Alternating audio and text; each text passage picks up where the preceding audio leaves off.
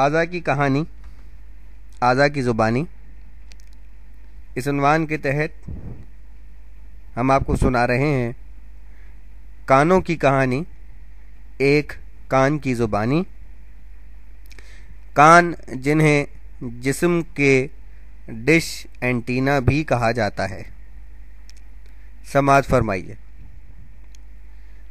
جدید ترین کمپیوٹرز اور سائنسی ترقی کے کمالات ممکن ہے آپ کو حیران کرتے ہوں، لیکن اعلیٰ ترین حساس ٹیکنالوجی کا جو عظیم نمونہ آپ کی پیدائش سے بھی پہلے آپ کے پاس موجود ہے، اس پر شاید ہی آپ نے کبھی غور کیا ہو۔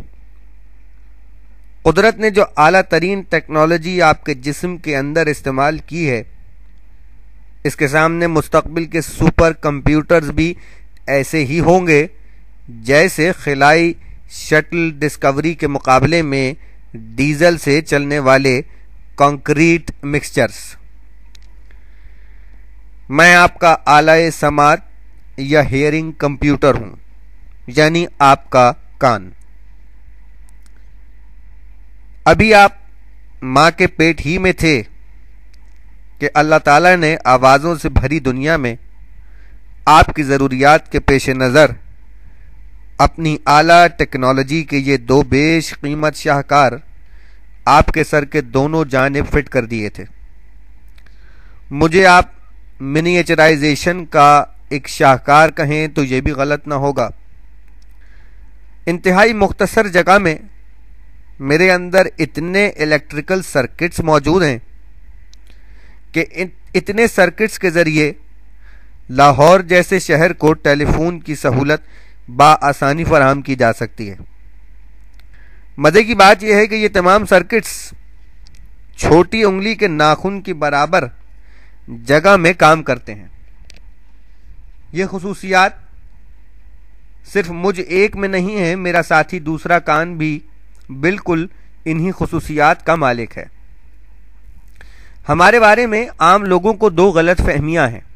ایک تو یہ کہ وہ ہمارے بیرونی حصے ہی کو کان سمجھتے ہیں، اور دوسرے یہ کہ عام لوگوں کو خیال ہے کہ کانوں کی ذمہ داری صرف سننا ہے۔ حالانکہ کانوں کا وہ حصہ جو آپ کے سر کے دونوں جانب نظر آتا ہے، اس کا کام صرف اتنا ہے کہ آوازوں کو جمع کر کے انہیں ایک مخصوص انداز سے اندرونی کان تک پہنچا دے۔ بالکل اسی طرح جیسے ڈش اینٹینا کا کام ہے۔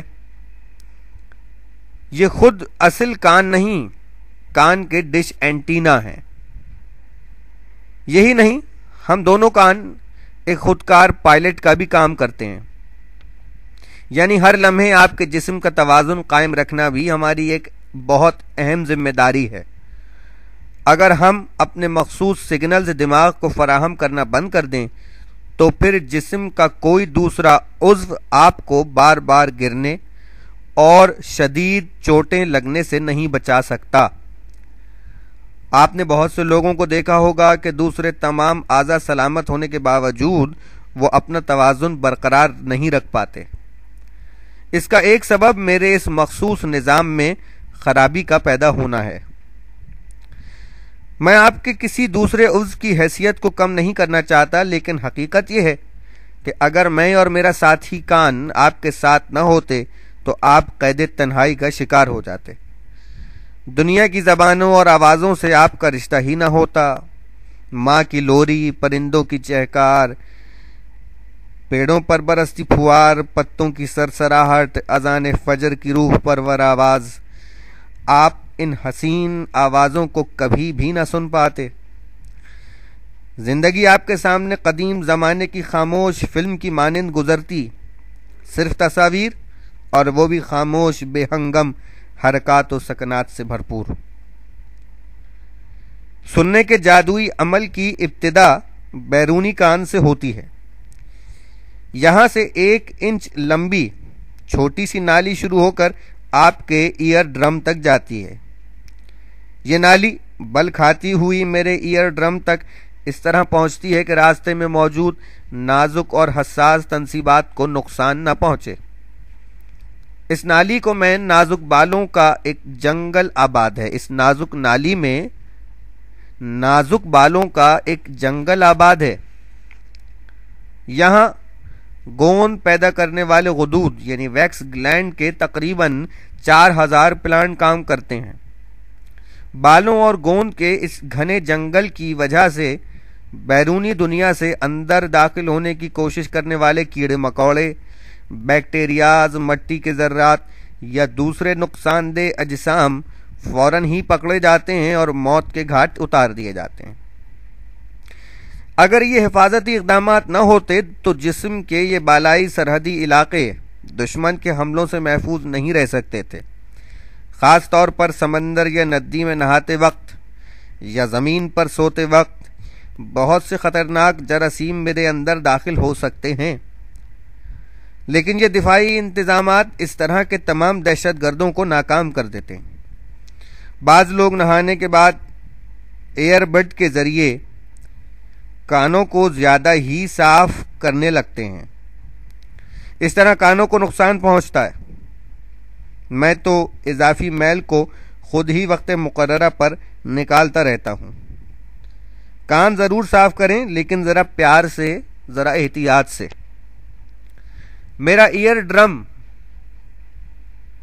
تنی ہوئی، سخت لیکن باریک جھلی سے بنا ہوا ہے، کسی ڈھول کے منہ پر چڑھی ہوئی جھلی کی مانند۔ اسی سے سماعت کا آغاز ہوتا ہے۔ یہ جھلی آدھے انچ سے بھی کم ہوتی ہے۔ ہوا کی آواز بردار لہریں ایئر ڈرم سے اس طرح ٹکراتی ہیں جیسے ڈول پر چھڑی ماری جائے۔ اصل عجوبہ اس ڈھول کی حساسیت ہے جسے ایئر ڈرم کہا جاتا ہے۔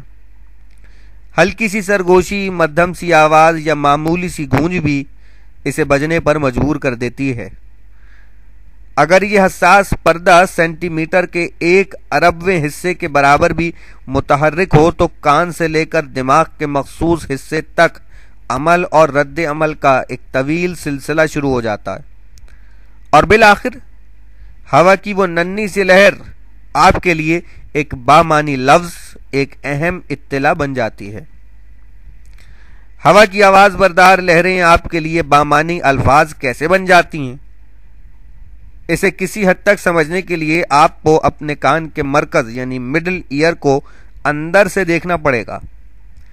یہ مرکز بمشکل لوبیے کے دانے کے برابر ہے۔ یہاں 3 ننھی منی ہڈیاں نصب ہیں۔ ایک ہڈی بالکل ہتھوڑی کی شکل کی ہے، دوسری ہڈی انگریزی کے حرف یو کی طرح، اور تیسری لوہار کے اس اوزار کی مانند ہوتی ہے جس پر وہ کسی دوسری چیز کو رکھ کر ہتھوڑی سے ضرب لگاتا ہے۔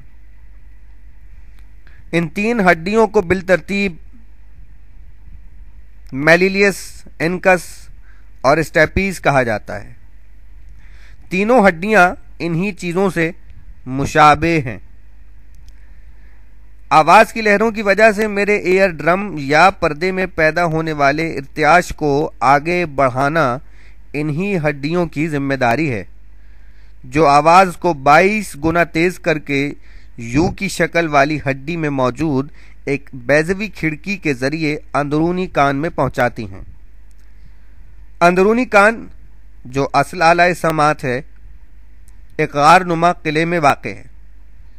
یہ قلعہ جسم کی مضبوط ترین ہڈیوں سے تعمیر کیا گیا ہے اور پانی جیسے ایک سیال مادے سے بھرا رہتا ہے۔